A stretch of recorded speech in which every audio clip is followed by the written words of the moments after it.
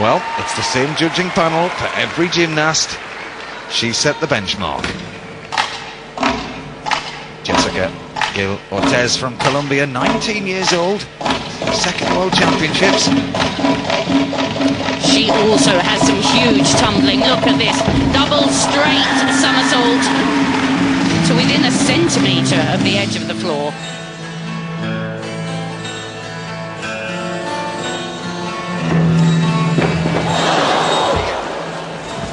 Oh dear.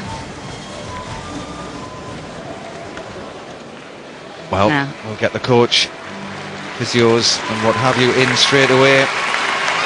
That was a nasty, nasty fall. Looks like she's just taken obviously a few deep breaths, but well, while we get the physios in and what have you, we'll just take a moment to back to Beth. And extraordinary.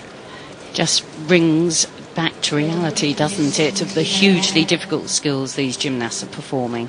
And the margin for error, absolutely, very, very tiny. Absolutely. But there's the medical team there, lots of doctors, very experienced. Great concern from everybody, including Beth.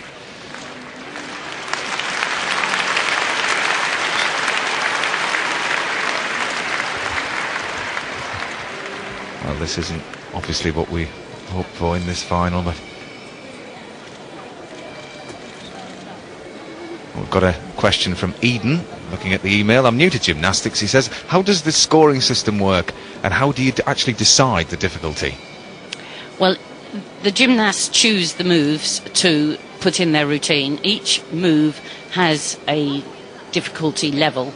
An A move has a 0.1, a D move 0.4, and then the judges take the 8 most difficult moves that the gymnasts perform for the girls and the 10 for the men and add those all up together to get your difficulty score. There's also other certain things that you have to include. You have to include on the floor a leap series for the girls, say, and if you do a leap series you get a 0.5 for that. So it all adds up. There's 2.5 in those things you have to include, and then the other bit is open-ended. If you can do 8 E moves, then you've got 8 lots of 0.5.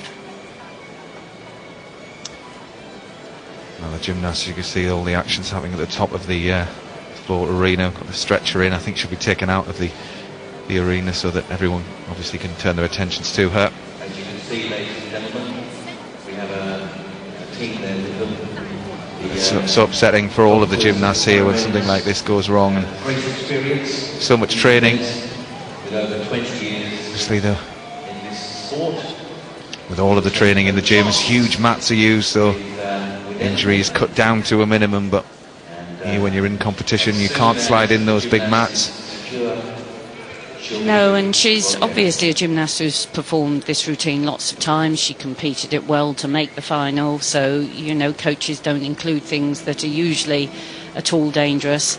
But even with the simplest moves, errors can creep in. Well, obviously, it must shake all of the gymnasts here in this final. I'm going to put a neck brace on her and take her out of the arena.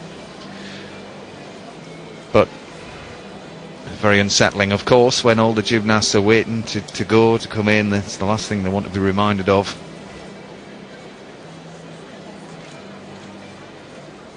She is moving around a little bit, so we can see a bit of movement going on. There's a neck brace going on as well, so It just says there, Matt, it shows you that of all the skills we've seen all week, the incidence of injury has been very low. You get ankles, wrists, blisters and so on. So it says a lot that these coaches are preparing these gymnasts very well and very carefully. It's just a genuine accident.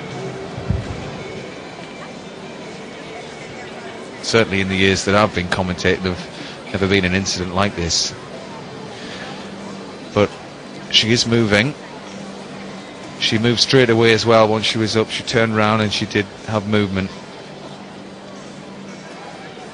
Yes, but the precaution of making sure that she keeps still would be uppermost in the doctors' minds, I'm sure. Of course, we'll get an update and keep you informed as soon as we hear the news.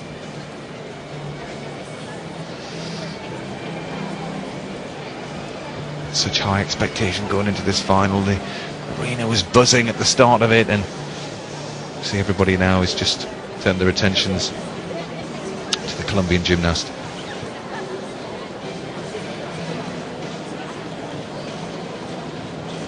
Well, Rebecca Bross, she'll be the next gymnast to go. Well, Nadja Comaneci spoke to me earlier on. But clap goes up as she's put onto a stretcher. Jessica Gil Ortiz just... Ladies and gentlemen, she has the very best care. That is Jessica Gil Ortiz. John Aldridge there, doctor and surgeon for the British team. He's down at the side of the floor area. This is his last World Championships. He's looked after the British team for many, many years. Such a